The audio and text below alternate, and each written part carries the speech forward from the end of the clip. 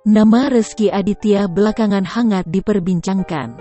Hal itu terjadi setelah heboh pengakuan seorang wanita berinisial WW mengaku memiliki anak dari suami Citra Kirana tersebut. Ia pun ingin meminta pengakuan Rezky atas anaknya yang lahir pada tahun 2013 itu.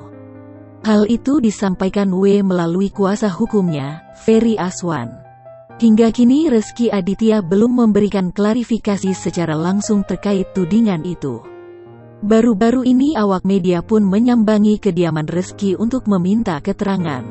Keduanya hanya tersenyum kepada awak media.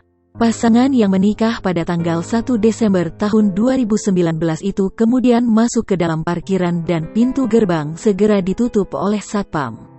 Saat ditanya soal kabar, Citra pun memastikan kondisinya baik-baik saja.